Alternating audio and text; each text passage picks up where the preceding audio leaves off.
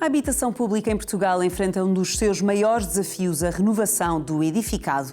A degradação progressiva de muitos imóveis, aliada à urgência de reabilitação, exige políticas consistentes e investimento estratégico.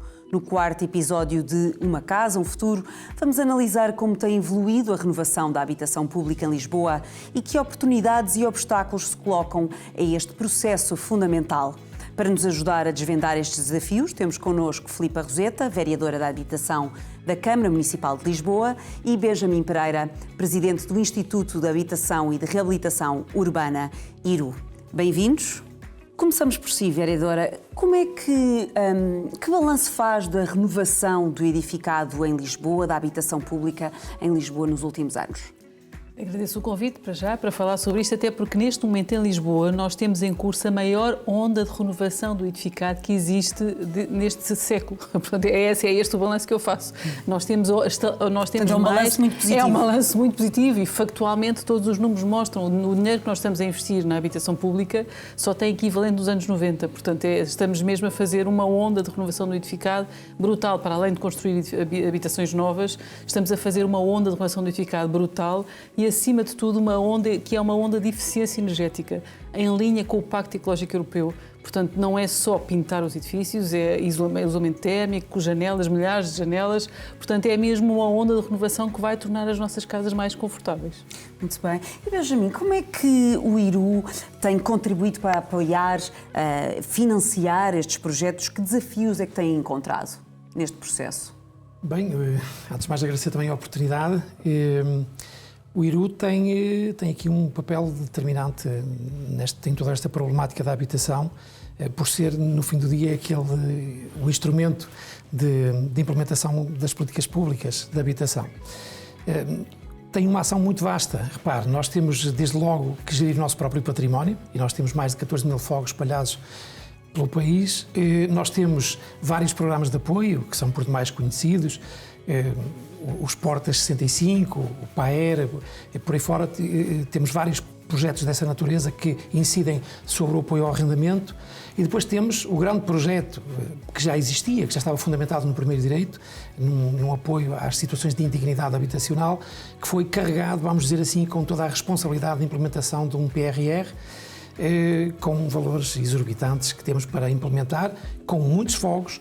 E, portanto, no fim do dia, é esse o trabalho do IRU. É em parceria com os municípios, e aqui Lisboa tem um papel determinante em tudo isto, porque tem uma fatia substancial do número de fogos e do correspondente apoio. No fundo, só para dar uma nota assim mais geral, nós estamos a trabalhar numa base de 59 mil fogos no primeiro direito. Nós estamos a trabalhar numa base global, neste momento, de habitação acessível, de cerca de 11 mil fogos, e mais a Bolsa Nacional de Alojamento Urgente e Temporário, na ordem dos 2.000 alojamentos para as entidades. Depois há aqui uma componente também das forças de segurança. Quando nós falamos de 26 mil casas, e esse número tem sido aventado muitas vezes, nós não estamos a falar de 26 mil casas, nós estamos a falar de 70 mil casas para os portugueses. Naturalmente que há reabilitação, há fogos novos, mas, portanto, nós estamos a falar de uma tarefa muito árdua, muito dura. Em que prazo? O prazo dos ditos 26 mil fogos é junho de 26, porque é o término do PRR, mais uma fatia ligada à habitação acessível de cerca de 3.500 fogos. Mas o nosso horizonte, neste momento, para estas verbas que acabei de falar, é 2030. Portanto, há aqui um esforço que eu não posso deixar de o dizer, seria completamente impossível atingir este objetivo sem os municípios. Os municípios são verdadeiramente quem está a implementar estas estratégias que correspondem às suas estratégias locais de habitação, diga-se. Portanto, não é um esforço feito ad hoc, portanto, há todo um trabalho feito por trás de tudo isto que identifica as necessidades habitacionais de cada município e depois traduziu-se nestas candidaturas a estes programas. Portanto, muito dinheiro envolvido. Só para ter uma nota geral, nós estaremos a falar de qualquer coisa como, neste momento, 6 mil milhões de euros, que poderá chegar a 7 mil milhões de euros, tendo em conta que há também aqui mais algumas verbas do BEI que vamos colocar à disposição dos municípios. E, portanto, como disse a Sra. Vereadora muito bem, não há memória nos últimos anos, nas últimas décadas, de ter havido um tão grande esforço de investimento do ponto de vista daquilo que são os dinheiros públicos, e aqui estamos a falar de dinheiros do PRR, mas também de muito dinheiro do Orçamento de Estado, que é colocado e que foi uma opção do governo, eu ia dizer do atual, neste momento não há governo atual, por via do que sucedeu, mas da intencionalidade do governo anterior de reforçar este programa com verbas muito substanciais, que fizeram disparar de 1.400 milhões de euros iniciais para os tais ditos quase 7.000 milhões. E por falar em municípios, vereadora Filipa Roseta, como é que está a ser garantido que estes projetos realmente impactam a qualidade de vida dos moradores? Logo por princípio, estamos a reforçar, ou trocar as janelas das casas, ou a reforçar a eficiência do edifício, colocar isolamento à volta, vai naturalmente impactar o conforto dos moradores. E depois nós vamos atrás e nós temos acompanhado muito estas obras, e acima de tudo é assim, quem conhece os nossos bairros sabe que estavam a precisar disto. Os edifícios foram construídos nos anos 90 e nunca tiveram ações de reabilitação. Portanto, o esforço é absolutamente brutal. E mesmo em termos de elevadores, que é um tema que as pessoas ouvem muito falar nos nossos bairros, está a haver um investimento para recuperar elevadores, como não há memória. Portanto, também só isso já nem é de eficiência energética, mas das pessoas terem condições de acessibilidade. Portanto, se a pessoa tem um elevador avariado e passa a funcionar, o impacto é gigantesco. Portanto, é mesmo um impacto muito grande no conforto diário, não só no conforto, este tipo de conforto básico, de acessibilidade, como no conforto térmico. Os moradores vêm ter connosco as obras que já acabámos, porque já acabámos as obras que já acabámos, e dizem-nos, é uma coisa completamente diferente viver numa casa assim, porque de facto muda completamente o inverno, portanto tem logo outro tipo a casa é mais aquecida. É quase como se fôssemos pôr uma camisola no edifício, para quem não sabe bem o que é que quer dizer isto, os isolamentos térmicos, é quase como se puséssemos umas camisolas nos edifícios e, portanto, as pessoas vão viver mais confortáveis. E porquê agora, nas suas palavras? Porquê agora como? Porque este investimento tão avultado agora? Nós temos duas coisas aqui, que é, por um lado, houve esta iniciativa da questão do PRR reabilitação, mas, por outro lado, era mesmo muito necessário. Portanto, quando o engenheiro Carlos Moedas toma posse como Presidente da Câmara, uma das primeiras promessas era reabilitar os bairros municipais. E antes de haver fosse o que fosse, já tínhamos colocado 42 milhões para reabilitar bairros municipais. Portanto, antes de existir PRR, antes de existir fosse o que fosse, e de orçamento municipal. E, acima de tudo, eu diria que nós temos mesmo uma vontade política de fazer isto, porque a Câmara está a pôr do seu dinheiro, todos estes milhões que muito bem o Sr. Presidente do Viru fala, são as câmaras que têm que avançar. Sim. Portanto, as câmaras estão a pôr do seu dinheiro, a avançar do seu orçamento para fazer estas obras e depois a ver o que é que conseguem ver de volta, que nunca é aos 100%. Portanto, ou seja, há aqui um esforço brutal e uma vontade política muito grande de fazer isto. Aliás, foi uma das promessas de campanha do Sr. Engenheiro Carlos Moedas, era precisamente conseguimos fazer esta iniciativa de reabilitar os bairros municipais. Mas, acima de tudo, Lisboa tem uma capacidade para construir nos seus terrenos vazios mais 7.000 casas, que é uma coisa brutal. Para além de termos um património de 24.000 habitações, portanto, a Câmara de Lisboa é o maior senhorio do país, tem um património de 24.000 habitações, tem também terreno para fazer mais 7.000 casas, que é uma coisa que não se percebe, que está assim há décadas, literalmente há décadas, vazio e sem utilização. Portanto, para nós era uma missão política deste Executivo, pôr isto a andar. E começámos a fazer antes de haver estes acordos. E começámos a fazer obras e começámos a reabilitar. Mas, acima de tudo, é preciso ter esta nota que o Sr. Presidente do Viru sabe, isto é um investimento e é um compromisso político muito grande dos orçamentos municipais.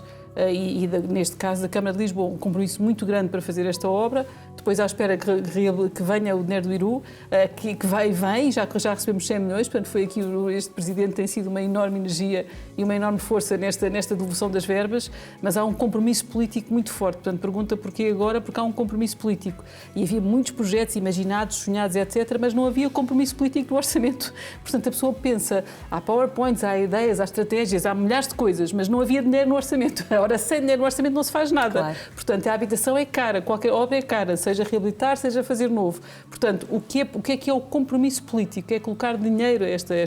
E estamos a falar, literalmente, uma das primeiras decisões deste Executivo, janeiro de 22, 42 milhões para a Gebalis. Isto é completamente histórico. 42 milhões era o equivalente aos últimos 3 mandatos. Portanto, no primeiro mês, e agora já vai em 142 milhões só para a Gebalis, que agora aqui celebramos, mas estamos neste momento em obra mais de 300 milhões. Portanto, é realmente um investimento muito grande que a Câmara está a fazer e é andar nos bairros e ver que ela está mesmo a acontecer. Portanto, está mesmo em obra. O envelhecimento do edificado é um dos maiores desafios na gestão habitacional. Certo. Que estratégias é que estão a ser desenvolvidas para responder à degradação progressiva dos imóveis? É isto, é literalmente fazer obras. Nós temos que ir, nós temos a fazer coisas. Houve foram literalmente 3 décadas desde que foram construídos, a maior parte, sem nenhuma intervenção.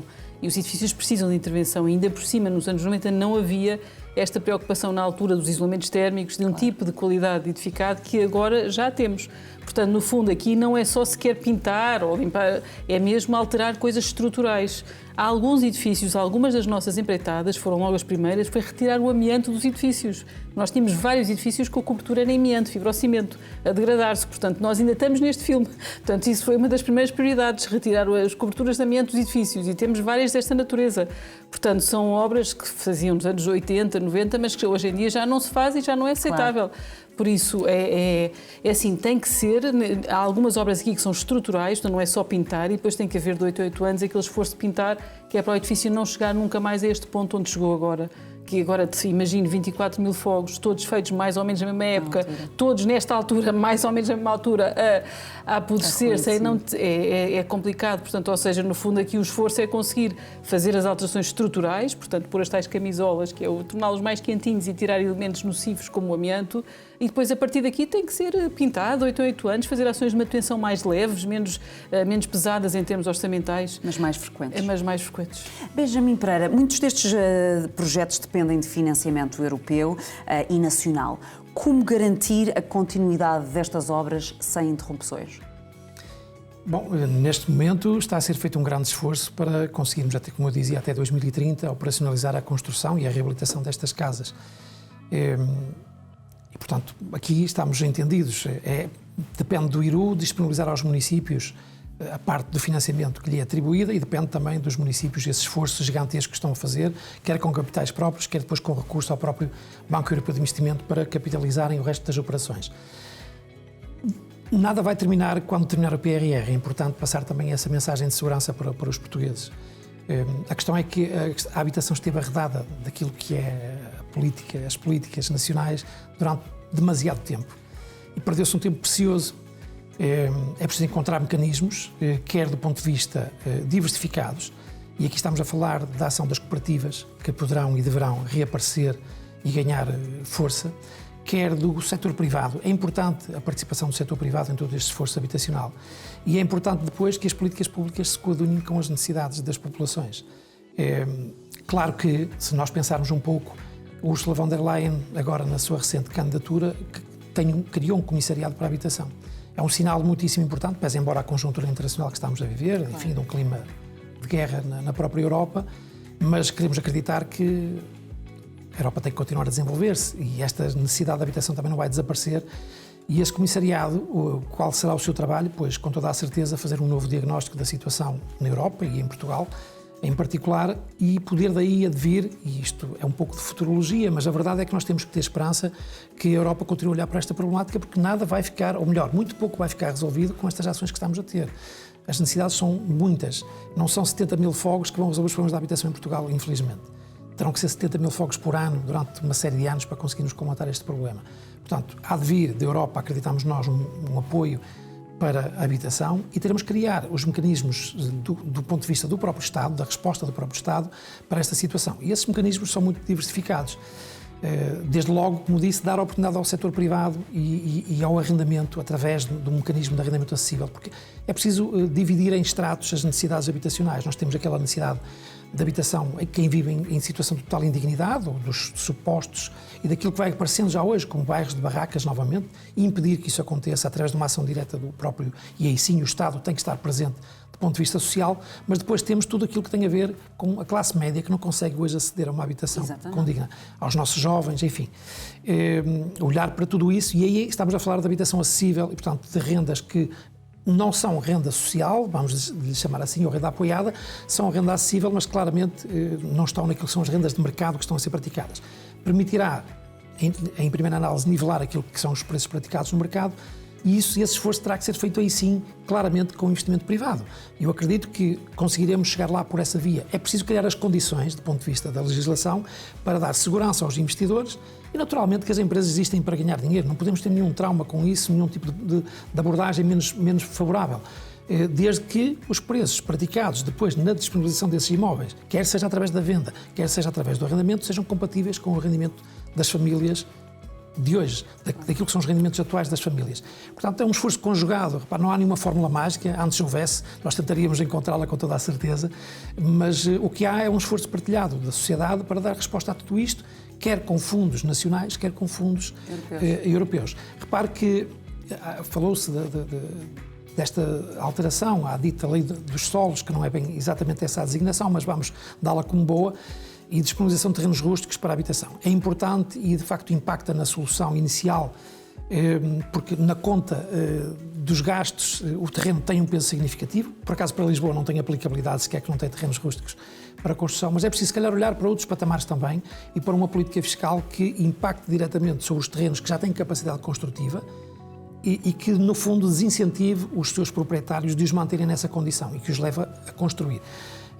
Acho que há muito a fazer em termos de políticas públicas também, nomeadamente do ponto de vista da política fiscal, do incentivo ou do desincentivo, conforme nós queiramos. Incentivar, no fundo, a construção e a disponibilização de imóveis mais baratos, desincentivar, no fundo, essa inércia que ainda existe, porque existem muitos espaços, e a Filipa dizia isso há um bocadinho, espaços que existem na própria cidade de Lisboa e noutros locais, com capacidade construtiva, simplesmente não há vontade dos investidores de desenvolverem esses projetos, porque no fim do dia eles estão a capitalizar mais em manterem os terrenos parados, com um bom local para colocar o seu dinheiro, do que propriamente ativando e construindo habitação para a população, que é o que faz falta.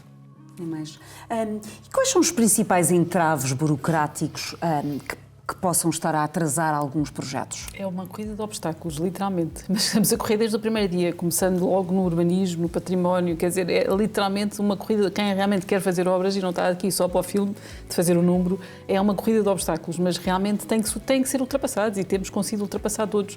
O cadastro tem que estar regularizado, portanto, o urbanismo tem que estar nas regras urbanísticas e depois aqui no IRU, para recebermos estas verbas do IRU, é um inferno que é europeu, não sei, mas que o Sr. Presidente conhece bem do IRU, nós temos que comprovar tudo, e fazemos aqui o esforço, nós criámos uma equipa na Câmara só para responder à burocracia, só para vocês entenderem. Contratámos pessoas cujo único propósito é fazerem os processos de candidatura ao IRU, portanto, ou seja, fazer, portanto, eu sou muito pragmática, não é? A pessoa tem que fazer, dizem-me que tem que ser, e a pessoa, olha, agora é preparar as equipas e vamos, pronto, não vale a pena pensar duas vezes, portanto, porque senão não fazemos nada, portanto, é preciso entregar 50 mil faturas, entregamos 50 mil faturas, é preciso fazer tudo outra vez, fazemos tudo outra vez. Portanto, é preciso uma certa robustez, humildade e, acima de tudo, uma equipa notável que a Câmara de Lisboa tem, isto eu tenho que dizer, porque realmente temos uma equipa técnica fortíssima, sem a qual não era nada disto possível. Nós candidatámos em 24, as nossas candidaturas somavam mais de 400 milhões em candidatura, portanto, o valor da obra era mais de 500 milhões, pela simples razão que temos, de facto, 3 orgânicas a fazer obra, não é só a Gebalis. As Gebalis são 100 e tal milhões, a Suru outros 100 e tal milhões e a própria Câmara também 100 e tal milhões. 3 orgânicas são literalmente centenas de pessoas a trabalhar nisto, de vários níveis. Portanto, ou seja, e isso é importante, liderar muito bem lideradas, tanto na habitação como nas obras, por equipas muito, muito fortes e que conseguem fazer projetos e conseguem ultrapassar estes obstáculos, porque não somos nós os eleitos que os ultrapassamos. Nós só temos é que estar lá para dizer que sim, é o que eu digo, eu só tenho que dizer que sim. Tudo o resto eu tenho que ter pessoas com vontade de fazer. E a Câmara de Lisboa tem muitas pessoas com vontade de fazer. Isso é uma grande alegria e, portanto, isso é que é a nossa... Por acaso, até é uma coisa muito curiosa, porque a equipa da Câmara de Lisboa, muita veio no PER. Entrou com 20 anos, na altura que se construíram os bairros originalmente, nos anos 90. E agora têm 50, 60, portanto, ou seja, é muito interessante, porque eles fizeram... Estão a desconstruir o que construíram. Eles já estão a reabilitar o que fizeram e estão a fazer coisas diferentes, porque os novos projetos de habitação acessível, que nós temos muitos, já são diferentes da lógica do PER, com aprendizagens do PER, portanto é uma equipa com um conhecimento técnico fortíssimo, seja na parte das obras, seja na parte da habitação social, portanto mesmo na parte social de como é que isto se faz, como é que isto se imagina, como é que isto se desenha. Portanto, também eu lá está, no princípio, ali em 22, quando começámos a vislumbrar isto e a refazer a estratégia e depois a Carta Municipal da Habitação, a única fé que eu sabia que isto ia ser possível é porque a equipa realmente é mesmo muito boa, tem uma experiência acumulada riquíssima. E daí eu digo sempre a destacar muito, não só as equipas da Câmara, como as equipas da Gebalis, obviamente, as equipas da Suru, portanto, estas 3 orgânicas que são as 3 mais robustas e responsáveis por levar esta aventura avante. E falamos de sustentabilidade, obviamente tem sido uma prioridade nestes projetos de renovação. Benjamin, como é que o IRU está a integrar novas tecnologias de gestão e manutenção dos edifícios públicos? Repare, neste momento isso é mesmo uma exigência da própria Comunidade Europeia para a construção de edificado novo e tem que cumprir essas prerrogativas da eficiência energética. Portanto, já há práticas em termos nacionais da implementação como falou aqui muito bem, dessa componente da eficiência energética na parte do exterior dos edifícios, que é muitíssimo importante, a colocação de materiais como o capoto, etc., e a alteração das caixilharias com corte térmico, as coberturas, substituir telhados que até são proibidos, substâncias proibidas, como o caso do amianto, por painel sanduíche, portanto, com materiais com comportamentos completamente diferentes. É esse o resultado. Aliás, nós somos fiscalizados, importa dizer isto. Nós, além de estarmos a gerir, o IRU está a gerir um dos maiores pacotes financeiros em termos de investimento do PRR, em termos de estudos públicos, mas temos que o fazer sempre com o máximo de rigor e transparência. E nós somos fiscalizados por todas as entidades que possam imaginar e mais algumas. Temos neste momento uma auditoria do Tribunal de Contas, mas tivemos a semana passada a Comissão Europeia uma semana inteira a verificar todos os processos desde o início, desde as candidaturas até ao seu término, indo inclusive às obras concluídas e verificando através de dispositivos eletrónicos, a eficiência energética dos edifícios em termos de consumos energéticos também, porque também tem essa componente. Ou seja, o edificado que se está a fazer é necessariamente diferente daquele que se fazia na década de 90, porque a verdade é que estamos noutro tempo, há outros materiais, há outra visão, diria eu, daquilo que é o conceito de habitar os edifícios e a dignidade, claro, que foi um salto de gigante saído de um bairro, enfim, de um bairro da Lata, vamos utilizar essa expressão novamente, para uma habitação, mas hoje já não serve só essa habitação, ela tem que ser melhorada. Se me permite, eu iria à sua pergunta que fez à Filipa, primeiro para dizer uma coisa. O município de Lisboa, para além de ser um município que tem o projeto maior ligado ao PRR, é também dos mais exigentes. E isto não é mau, isto é bom, isto obriga-nos a ser melhores também. E, portanto, é permanente a presença e o contacto com o município de Lisboa no sentido... Estamos sempre a chatear. São sinergias que se provocam. Não, mas eu levo isso com muito fair play e, mais do que isso, tento corresponder sempre àquilo que me é pedido, porque foi por isso que eu vim para cá, essa é a minha função. Portanto, eu não podia deixar de dizer isto à Filipa. Pronto, e em relação ao IRU, eu gostaria de deixar uma nota de 2 minutos para perceberem um pouco. O IRU resulta da fusão de outras instituições antigas que geriam a habitação em Portugal. O IRU tem um mapa de pessoal neste momento de cerca de 500 trabalhadores. Na realidade tem 300 a trabalhar, incluindo trabalhadores do PRR contratados especificamente para gerir o PRR. O que quer dizer que tem um déficit de recursos humanos na ordem dos 40%.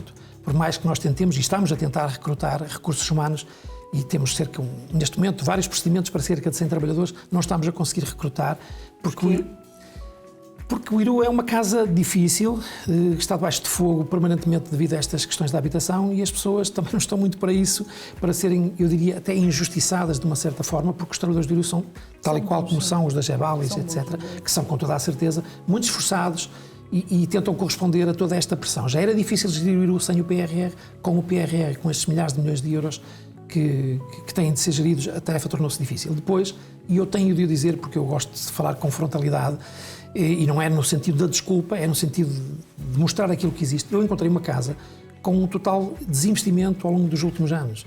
Atenção que isto não é para atribuir culpas a ninguém. Eu estou a dizer uma realidade porque é justo para os meus trabalhadores que se diga aquilo que eles passam hoje. Do ponto de vista de tecnológico, nós temos plataformas com mais de 20 anos. 20 anos na informática é uma eternidade. Nós não tínhamos uma central... pelos iPhones, não é? Pois, olha, basta ver isso, exatamente.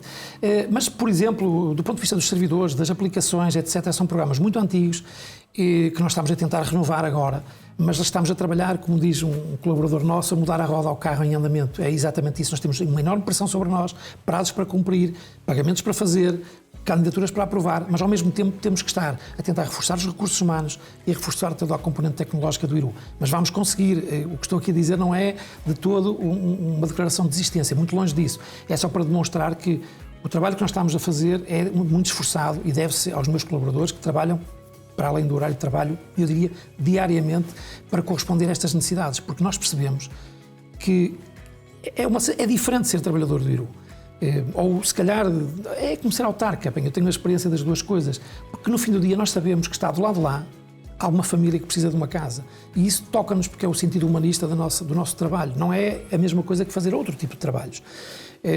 E todos os trabalhadores do IRU... Eu acho que isso é o trabalhar na habitação. Exatamente. E os trabalhadores do IRU sentem isso e sabem disso. E, portanto, todos se esforçam imenso para conseguirmos aprovar mais uma candidatura, fazer mais um pagamento, impedir que a obra pare, porventura, por falta de pagamento, porque quanto mais depressa conseguimos entregar essa habitação a essa família que é necessitada, melhor será, porque as pessoas precisam mesmo. A habitação é um problema gravíssimo. É a base logística de um projeto familiar. Já para não contar, e se falarmos da população portuguesa, mas podemos falar também de todo o fluxo de imigrantes, de migração que vem para Portugal e que precisam também de um espaço habitacional condigno para poderem trabalhar e, no fundo, exercerem todos os nossos direitos e obrigações, como é um Estado de Direito, como é Portugal. Portanto, temos que dar uma oportunidade também a essas pessoas e construir habitação para todos. Terá que ser sempre esse o nosso lema. Para todos. Filipa Roseta, que soluções têm sido adotadas para garantir eficiência energética nestas reabilitações? É um bocado isto tudo que nós estamos a falar, ou seja, no fundo estas novas construções do isolamento térmico. Eu acho que também é interessante falar de outros tipos de soluções habitacionais, porque estávamos aqui a falar há pouco e muito bem das cooperativas. Em Lisboa nós já estamos a trabalhar no pós-PRR, é o que eu digo sempre, porque a nossa parte do PRR já está tudo a andar. As obras estão todas lançadas, ou estão a andar, ou estão em concurso, ou está tudo. E, portanto, nós já estamos a imaginar o a seguir. E nós já lançámos os concursos de cooperativas, que é um conceito interessante, que é o próximo passo, eu acho que é o próximo capítulo a seguir ao PRR, porque, de facto, o que é as cooperativas? O modelo que nós lançámos, e já concorreram 4 cooperativas, portanto espero que isto é um bom sinal, estão vivas e querem mais e vamos continuar a lançar mais. Nós lançámos o terreno, damos o terreno, o direito de superfície a 90 anos e as famílias juntam-se e pagam a construção. Isto quer dizer o quê? Que ficam com a casa pelo preço de construção. Estamos a conseguir dar casas em Lisboa pelo preço de construção, que é o quê? É qualquer coisa como metade a 1/3 do valor do mercado. Exato. Só para terem uma noção, esta primeira que nós lançámos, e concorreram 4 cooperativas, cada cooperativa é um conjunto de mais ou menos de 20 famílias, cada casa fica na ordem dos 150 mil um T1, nova com estacionamento no Lumiar, ao lado da estação de metro, e 200 mil um T2, o que é literalmente, à venda está um edifício igual ao lado, que está literalmente 3 vezes este preço. Claro. Portanto, ou seja, porquê? Porque as pessoas só vão pagar o custo de construção. E a Câmara, tendo terrenos para dar, vamos continuar a fazer isto. Temos mais 4 terrenos preparados para sair e vamos continuar a lançar cooperativas. Chamam-se Cooperativas Primeira Habitação Lisboa, por isso se alguém estiver interessado, sigam este programa. Esta aqui é a primeira que vai sair já e estamos já a escrever o próximo capítulo a seguir ao PRR, que é aproveitar os nossos terrenos para conseguir entregar casas às famílias pelo valor da construção. Isto é mesmo bom, porque no fundo ficam com uma casa para a vida garantida em Lisboa, e a Lisboa consegue então manter aqui a classe média que está de facto, como estávamos aqui a falar há pouco, com uma grande pressão. Portanto, agora a habitação já não se fala só, como se falava muito nos anos 90, das famílias mais vulneráveis, que era acabar com os bairros de barracas, era esse o objetivo dos anos 90, portanto, erradicar as barracas, e muito bem, e conseguiu-se, foi um enorme sucesso e foi bom. Agora estamos a falar de que, de facto, chegar à classe média que pode, se não tiver apoio, escorregar para baixo. E isso é que nós temos que travar. Portanto, a nossa luta, como estávamos a dizer, é essa, é evitar que as pessoas caiam para baixo, porque não têm acesso à habitação. E uma criança que não tem uma casa está num plano muito inclinado, do qual vai ter muita dificuldade para sair. Pode sair, há de sair, mas, quer dizer, é a base de tudo, não é? Habitação, saúde e educação. Mas sem a habitação é muito complicado. Daí o esforço de todos nós. Eu acho que isso é a coisa que realmente nos... E eu acho que também tenho que dizer o ponto muito positivo deste governo, logo no primeiro mês, de ter dito que ia aumentar, ia chegar às 59 soluções, que era uma coisa que eu julgo que todos os municípios estavam a falar sobre isto, não é? Todos os municípios estavam a pedir estas 59 mil soluções. Ajudem-nos, porque andámos a preparar isto tudo, candidatámos tudo e agora vão ser só 26 mil, que era o governo do Partido Socialista anterior, falava nas 26 mil casas. Quando chegou aqui o governo do PSD, AD, não é? Portanto, ou seja, aumentámos para imediatamente, foi logo no mês, foi a primeira decisão, literalmente, e um alívio para todos nós municípios, dizer, não se preocupem que nós vamos garantir todas as situações. Se não for até 26, há de ser até mais tarde, se não for PRR, há de ser Orçamento de Estado, mas vai tudo ser feito.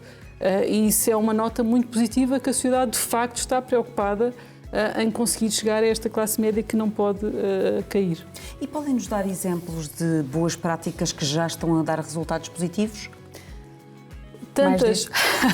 Nós já entregámos mais de 2.400 casas, portanto, ou seja, nisto tudo é logo uma boa prática. Nós entregamos qualquer coisa como 30 casas de 15 em 15 dias, 50 por mês, 50 a 60 por mês, que é uma maravilha. Fazemos estas, é mesmo uma grande alegria para nós, porque é o esforço do nosso trabalho. E assim, também outra coisa que nós temos, que ainda não falámos, para além das cooperativas, para além das casas que estão a ser entregues, reabilitadas aos novas, temos o apoio à renda, que também é uma prática interessante, porque na verdade tudo isto, pronto, nós entregamos 2.400, mas temos 6.000 pessoas em lista de espera. Portanto, ou seja, como é que nós chegamos a toda a gente? Então foi aí em 22 que dissemos, vamos fazer o apoio à renda para conseguir chegar a todas as famílias que estão naquele limiar de rendimentos que está a escorregar, que não está a conseguir pagar a renda. Isto foi logo naquele ano de inflação, para garantir que as pessoas que estavam ali, que no ano de inflação podiam e não conseguiam pagar as contas ao final do mês. Então a Câmara criou o apoio à renda generalizado. Todas as famílias que pediram têm, desde que estejam naqueles limites de rendimentos e com umas rendas balizadas dentro da renda acessível. Portanto, é um programa muito bom, porque é o único programa que nós temos que é universal, ou seja, os outros todos é sorteio, critérios, porque são muito mais pessoas do que as casas que nós temos, por mais que se faça e que vamos fazer. Agora, o apoio à renda é muito bom porque chega a todas as famílias e também todos os anos verificamos rendimentos e tira-se e põe-se dependendo da necessidade da família. É muito modelável à necessidade. Se a família tiver necessidade, retira-se. Portanto, também e para o orçamento municipal também é uma maneira de alargar muito mais os apoios que nós damos. Então, se demos 2.400 casas, mas apoiamos 1.200 famílias a pagar a renda. Portanto, a família está na casa onde está, onde sempre esteve, e a Câmara ajuda a pagar a renda. Portanto, aquela casa fica acessível. Não tem que sair da casa onde está para ela ser acessível. A definição de acessível é que a casa não custa mais do que um terço do salário conjunto da família. Essa é a definição de acessível. Portanto, a família paga um terço e a Câmara paga o resto. Isto é o modelo que nós criámos para conseguir ajudar as famílias. Claro. E ajudamos cerca de 1.200 famílias e qualquer coisa como 200 euros por mês é a mediana. Portanto, dá um bom complemento para aguentar a tal classe média que não pode chegar ao fim do mês sem conseguir pagar as contas. É mesmo este o objetivo. E falemos agora do envolvimento da comunidade. Uma renovação, para ser bem sucedida, não depende apenas dos investimentos, não é? Mas também deste envolvimento. Como garantir que as renovações respeitam a identidade dos bairros e as necessidades específicas de cada comunidade? Bem, isso toca numa área que talvez seja bom eu puxar da minha experiência anterior como autarca também. Em primeiro lugar, é preciso pensar que estamos a falar de grupos. Se estivermos a falar de reabilitação de pessoas que já habitam esses edifícios, eu acho que não há nenhuma intervenção que se faça que não tenha por base o envolvimento da comunidade e das pessoas que lá vivem. Depois, portanto, isto é uma condição de base, portanto, tem que haver um acordo generalizado com as pessoas.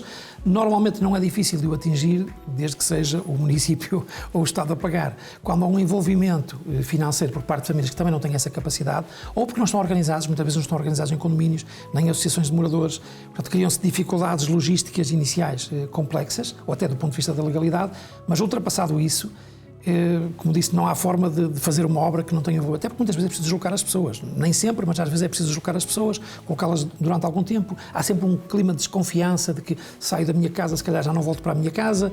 Portanto, é todo um trabalho que é multidisciplinar e entra aqui a componente dos psicólogos, dos sociólogos, etc., das equipas multidisciplinares dos municípios, que são os municípios que o fazem praticamente. O IRU tem um papel aqui muito reduzido, para envolver a comunidade, fazê-la perceber que se está a fazer um trabalho sério e no fundo, concretizar a reabilitação dessas casas. Mas nós não falamos só de reabilitação de casas. Normalmente estas intervenções estão associadas a uma requalificação do espaço exterior também. E há muitas coisas que podem ser feitas no sentido da mobilização da própria comunidade. E que é preciso consultá-los e saber as suas preferências. Quanto um parque infantil, claro, ou como um espaço de jogos, enfim, há várias intervenções que incluem também o arranjo exterior, porque estamos a falar de comunidades. E isso é preciso perceber, são pessoas que ali estão, nós estamos a tratar dos seus edifícios, mas no fundo são pessoas. Portanto, o envolvimento da comunidade é permanente e qualquer projeto que se pretenda avançar tem que ter sempre isso como uma prerrogativa inicial. E Verida, como é que estão a ser incluídos os moradores nestes processos de decisão? Estão em todo lado. Estão em todo lado. Nós vamos muito aos bairros e estamos muito nos bairros. Portanto, a própria Gebal diz que aqui celebramos também nos 30 anos.